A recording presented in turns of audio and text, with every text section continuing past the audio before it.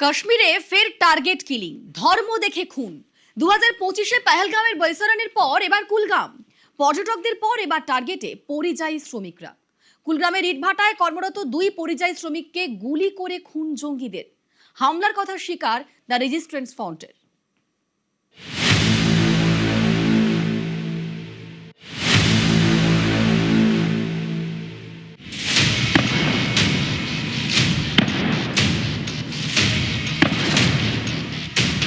पीछे छोड़ दे यार, बहुत पीछे छोड़ देंगे, पता छोड़ दे यार।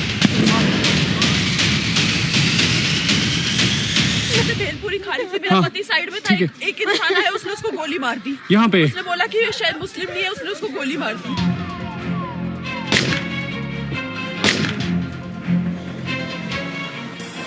শুক্রবার সন্ধে কাশ্মীরের কুলগামের ইটভাটায় কাজ করছিলেন 2 শ্রমিক, তখনই হামলা।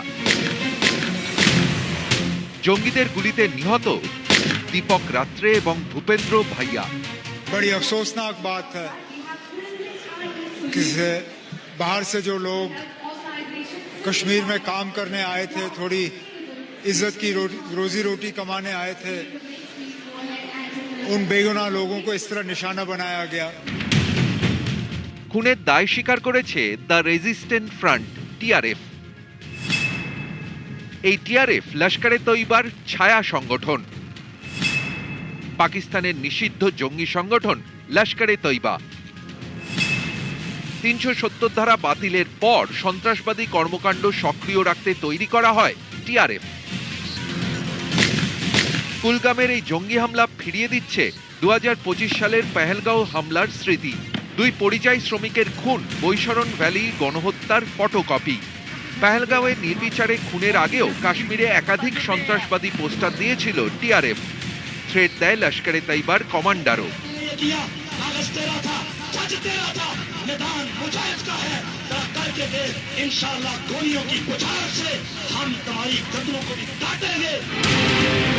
তারপরই বৈশরণ ভ্যালিতে পর্যটকদের ধর্ম দেখে বেছে বেছে খুন। भेलपुरी खाड़ी से मेरा पति साइड में था, एक इंसान आया, उसने उसको गोली मार दी। यहाँ पे उसने बोला कि ये शायद मुस्लिम नहीं है, उसने उसको गोली मार दी। এক্ষেত্রেও নাশকতার সেই একই ছক।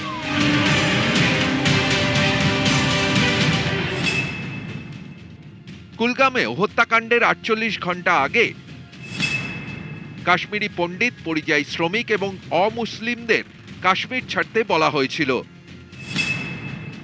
তারপরই ধর্ম দেখে বেছে বেছে 2 পরিযায়ী শ্রমিককে নৃশংস নাশকতার শিকার বানিয়েছে টিআরএফ। তদন্তকারীরা মনে করছেন কুলগাম হামলার নেপথ্যে রয়েছে লস্করে তৈবার সঙ্গে জড়িত লাতিফ।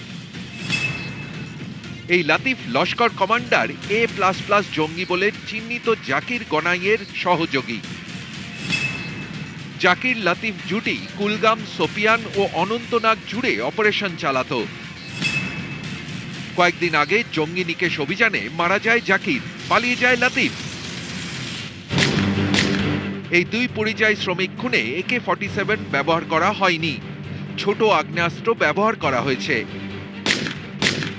এখানেই প্রশ্ন, নাশকতায় ছোট আগ্নেয়াস্ত্র কেন? মনে করা হচ্ছে এর পিছনে রয়েছে নয়া কৌশল, হাইব্রিড মডেল। সন্ত্রাসবাদীরা আর গেরিলা বাহিনীর মতো অজ্ঞাতবাসে থাকবে না, ছোট ছোট অস্ত্র নিয়ে সাধারণের ভিড়ে মিশে থাকবে। পাকিস্তান থেকে নির্দেশ এলেই টার্গেটকে খুন করবে। তাদেরই হাইব্রিড মডেলের জঙ্গি হিসেবে নিয়োগ করা হবে যাদের কোনো ক্রিমিনাল রেকর্ড নেই, কারণ তাদের ফেশিয়াল রেকগনিশন সফটওয়্যারে শনাক্ত করা যাবে না। এদের টার্গেট সেনা আধিকারিক বা ভিআইপিরা নন, কারণ তারা নিরাপত্তার বলয়ে থাকেন। এই সন্ত্রাসবাদীদের নিশানা আম জনতা, কাশ্মীরি পণ্ডিত, অমুসলিম এবং পরিযায়ী শ্রমিকরা। তাদের লক্ষ্য এভাবেই কাশ্মীরের শান্তি বিঘ্নিত করে ভয়ের পরিবেশ জিইয়ে রাখা এবং ভয়ের বাতাবরণ তৈরি করে কাশ্মীরকে ভারত থেকে বিচ্ছিন্ন রাখার চেষ্টা করা। এই মডেলেই কাশ্মীরে 10 দিনের মধ্যে জোড়া জঙ্গি হামলা। গত 22শে জুলাই অনন্তনাগ অমরনাথ যাত্রার নিরাপত্তার দায়িত্বে থাকা কনস্টেবলকে লালচৌকে পয়েন্ট ব্ল্যাঙ্ক রেঞ্জ থেকে গুলি করে খুন। 31শে জুলাই দুই পরিযায়ী শ্রমিকের ধর্ম দেখে খুন। জঙ্গিদের খুঁজে নিকেশ করার নির্দেশ দিয়েছেন জম্মু ও কাশ্মীরের উপরাজ্যপাল মনোজ সিনহা। নিউজ 18 বাংলা।